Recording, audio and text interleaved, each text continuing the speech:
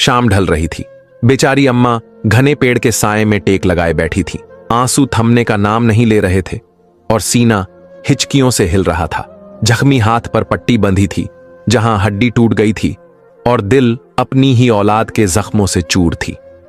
वही औलाद जिनके लिए उसने सालों तक दूसरों के घरों में झाड़ू पोंछा किया, बर्तन धोए, मजदूरी करके उन्हें पाला पोसा, और आज वही औलाद उसे मारकर धक्के देकर घर से निकाल चुके थे।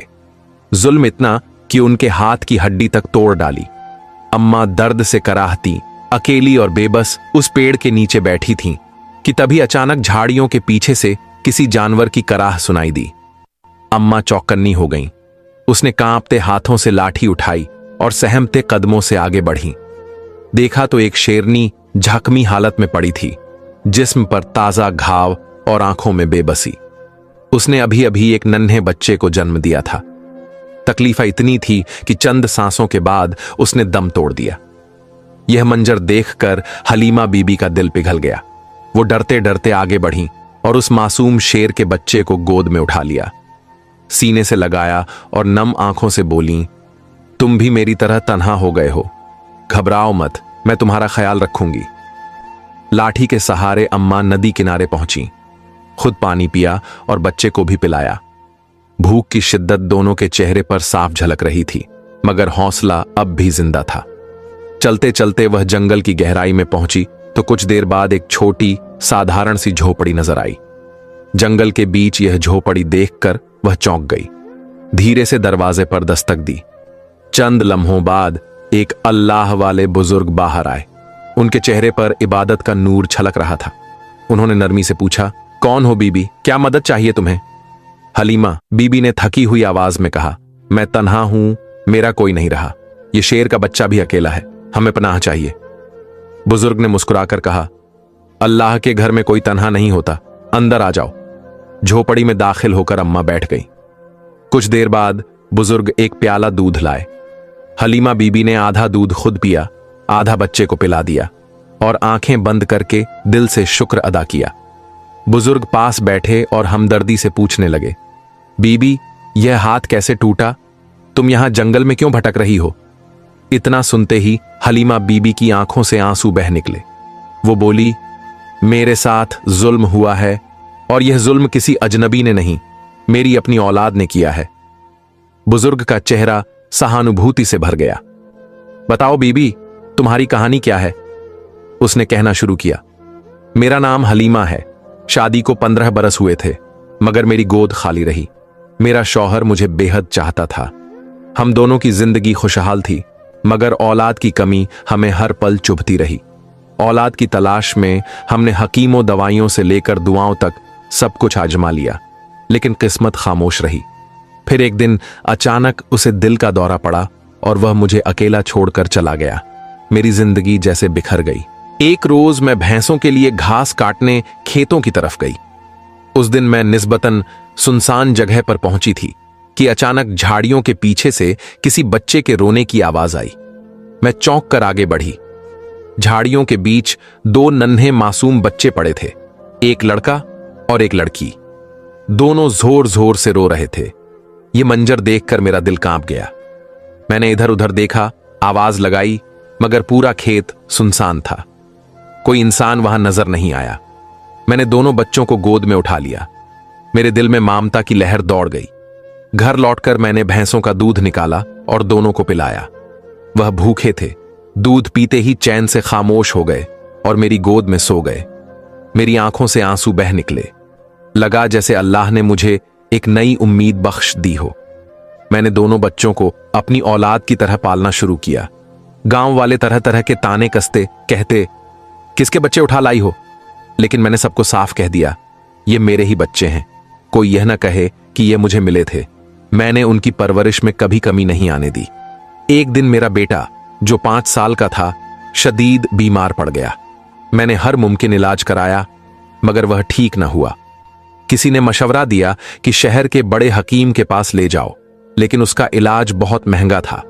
बेटे की जान बचाने के लिए मैंने अपनी भैंसें और आधी जमीन बेच दी। मैंने अपनी हर चीज दांव पर लगा दी। इलाज के बाद मैंने दोनों बच्चों का स्कूल में दाखिला कराया।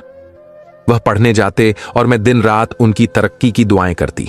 मैंने उनके लिए अपनी हर खुशी कुर्बान कर दी। जमीन बेचने के बाद आमदनी बहुत कम रह गई, तो मैंने गांव के घरों में काम करना शुरू कर दिया। मेहनत मजदूरी करके उनका पेट पालती और उनकी हर ख्वाहिश पूरी करने की कोशिश करती। वक्त गुजरता गया, दोनों बच्चे जवान हो गए और मैं बुढ़ापे की दहलीज पर पहुंच गई। मेरा बेटा डिग्री लेकर शहर में अच्छी नौकरी पा चुका था। जब वह छुट्टियों पर गांव आया तो मेरा दिल खुशी से भर गया। मेरी बेटी भी शहर के कॉलेज से पढ़कर लौटी। दोनों को अपने सामने देखकर लगा जैसे मेरी सारी कुर्बानियां रंग ले आईं। लेकिन धीरे धीरे मैंने महसूस किया कि उनका रवैया बदल रहा है। दोनों ज्यादा वक्त मोबाइल फोन में गुजारते, मुझसे बातें भी कम करने लगे। मैं चाहती थी कि वह मेरे पास बैठें, हंसें, बोलें, लेकिन खुद ही चुप हो जाती। सोचती शायद आजकल के बच्चे ऐसे ही होते हैं। एक दिन शहर से मेरी बेटी के लिए रिश्ता आया। वह लोग बार बार दहेज और पैसों की बातें कर रहे थे। मुझे उनकी लालच पसंद ना आई, इसलिए मैंने रिश्ता ठुकरा दिया। यह सुनते ही मेरी बेटी गुस्से से चीख पड़ी, अम्मा, आपको कुछ समझ नहीं आती। यह कितना अच्छा रिश्ता था। मैं उस लड़के से मोहब्बत करती हूं और आपने इनकार कर दिया। मैंने समझाने की कोशिश की, बेटी, वह लोग अच्छे नहीं थे। कल को तुम्हें सताएंगे तो क्या होगा? और इतना दहेज मैं कहां से लाऊंगी?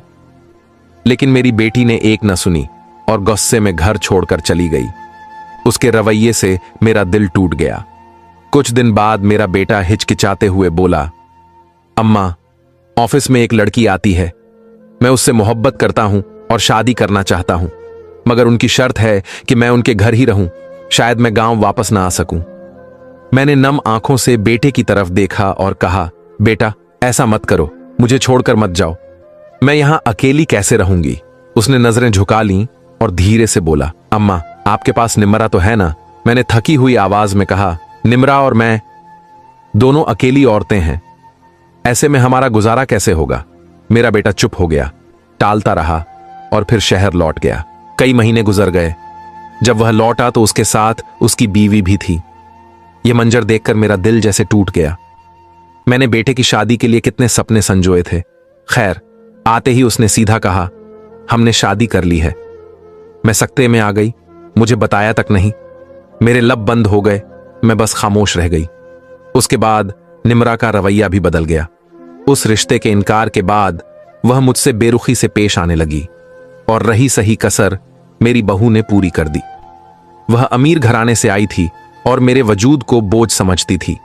एक दिन मैं सिलाई के काम में मशगूल थी, तभी बहू मेरे पास आकर बैठ गई। बातचीत के दौरान मेरे मुंह से निकल गया कि निम्रा और शकील मेरी सगी औलाद नहीं है। मैंने सादा दिल से बताया कि किस तरह मैंने उन्हें पाया और पाला। बहू ने मुस्कुराते हुए मेरी बातें सुनी, लेकिन मुझे अंदाजा नहीं था कि उसके दिल में क्या ख्याल पनप रहा है। अगली सुबह जब मेरी आंख खुली तो दोनों बच्चे मेरे सामने खड़े थे। उनकी आंखों में नफरत की आग जल रही थी। शकील गुस्से से चीखा, तुम धोखेबाज औरत हो, ऐसी मां हमने कभी नहीं देखी। निम्रा ने तल्खी से कहा, अच्छा, इसीलिए तुमने मेरा रिश्ता ठुकरा दिया था, क्योंकि हम तुम्हारी सगी औलाद नहीं हैं। मैं पत्थर सी जड़ होकर रह गई। एक रोज मैंने देखा कि बेटी फोन पर किसी लड़के से बात कर रही है। रात का समय था। पास जाकर देखा तो वह अपनी गंदी तस्वीरें उसे भेज रही थीं। यह देखकर मेरा कलेजा फट गया। मैंने उसे रोका और गुस्से में उसके गाल पर एक थप्पड़ मार दिया। यही सिखाया था मैंने तुझे, अल्लाह का खौफ कर, मैंने आंसुओं में डूबी आवाज में कहा। उसने गाल पर हाथ रखा और गुस्से से बोली, मैं किसी से भी बात करूं, तुझे क्या? और तेरी हिम्मत कैसे हुई मुझे थप्पड़ मारने की? वह झट से उठी और मुझे जोर से धक्का दे दिया। मैं जमीन पर गिर पड़ी। फिर वह मुझे लातों से मारने लगी। इतने में बेटा घर आया। बहन ने भाई के कान भरे और अगले ही लम्हे दोनों ने मुझे डंडों और लातों से पीटना शुरू कर दिया। मेरी चीखें घर के आंगन में गूंज उठीं। मैं रोते हुए हाथ जोड़ती रही, मेरा कसूर बताओ, आखिर मेरा कसूर क्या है? लेकिन किसी ने मेरी बात नहीं सुनी। बहू एक तरफ खड़ी तमाशा देखती रही। फिर बेटी ने झर उगला, तू हमारी सगी मां नहीं है, तू हमें कभी चैन से जीने नहीं देगी, तू इस घर में रहने के लायक ही नहीं है। इतना कहकर उन्होंने मुझे धक्के देकर घर से बाहर निकाल दिया। मैं निढाल और बेबस दरवाजे से बाहर जा गिरी। आंसू बहते रहे और मैं सोचती रही, जिन्हें मैंने अपनी जान से बढ़कर चाहा, जिनके लिए हर गम सहा, उन्होंने मुझे यही सिला दिया। यह सब सुनाकर हलीमा बीबी फूट फूट कर रोने लगी। अल्लाह वाले बुजुर्ग की आंखों में भी दर्द उतर आया। उन्होंने नरमी से कहा, तसल्ली रखो बीबी, अल्लाह इंसाफ करता है, सब ठीक हो जाएगा।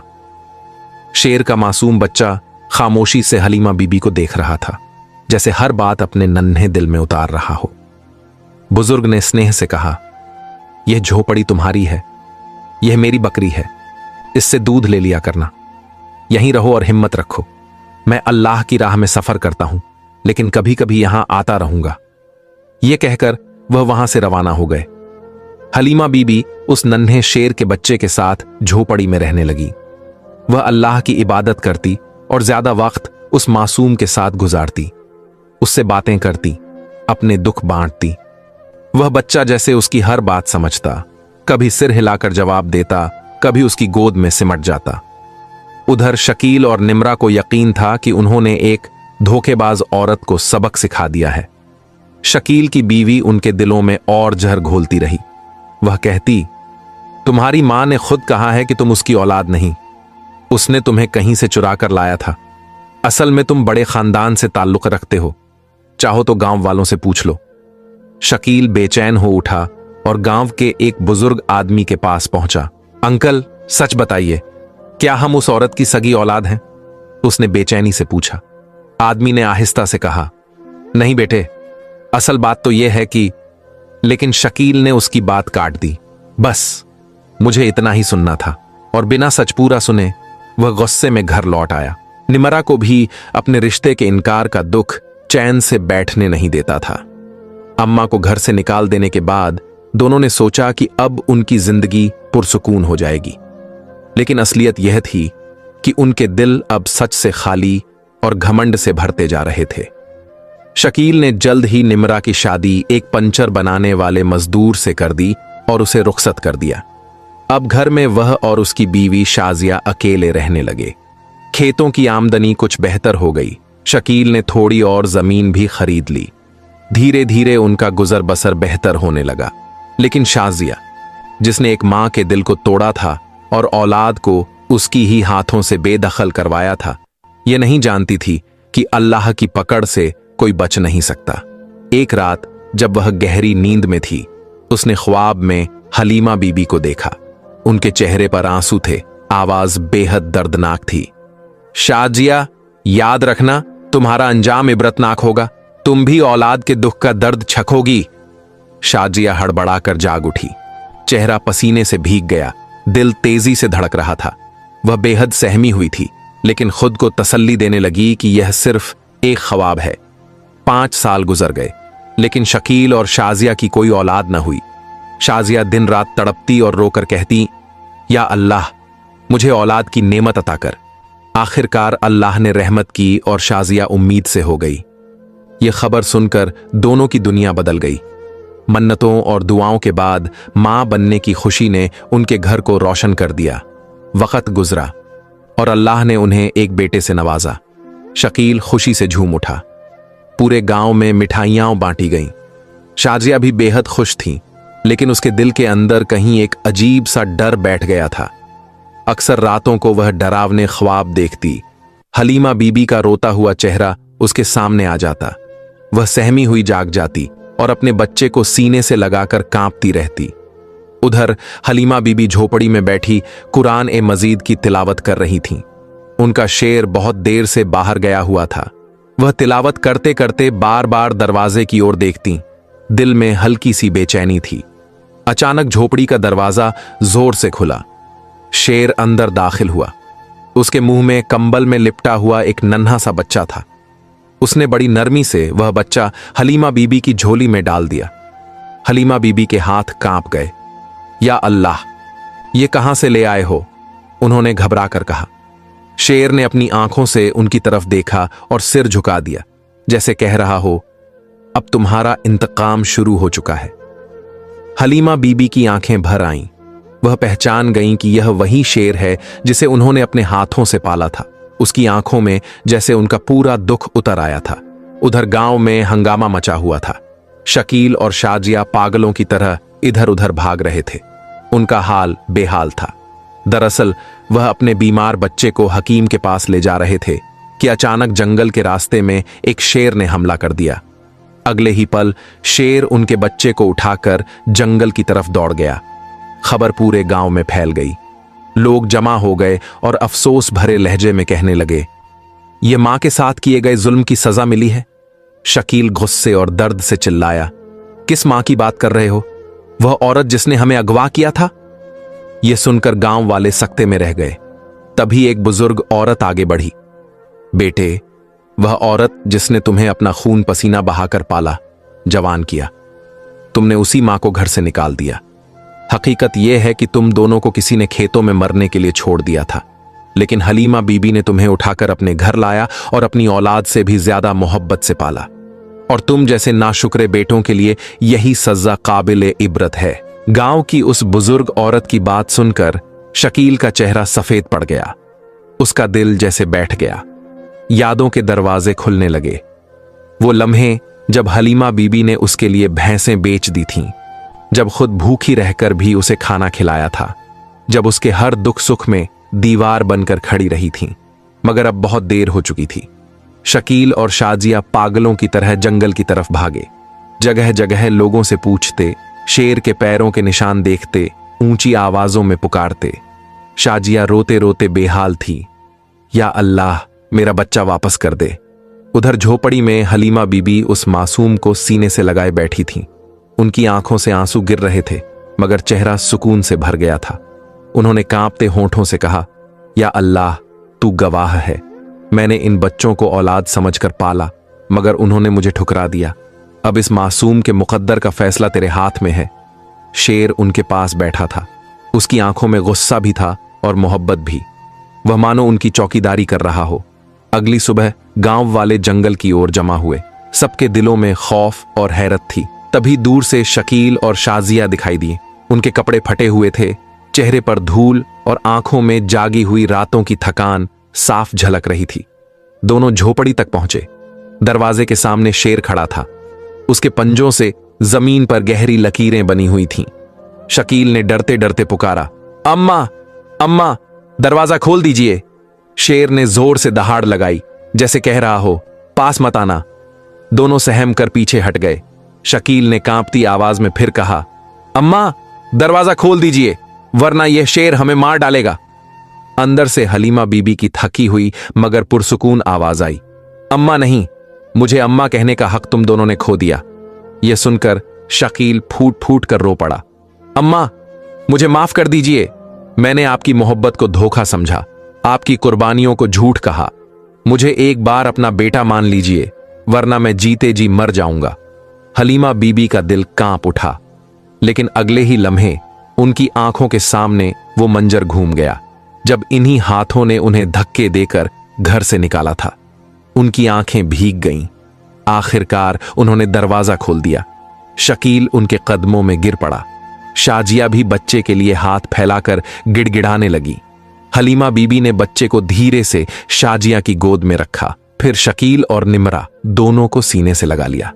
उनकी टूटी हुई मगर गहरी आवाज गूंजी, याद रखो, मां कभी सगी या सौतेली नहीं होती। मां तो मां ही होती है।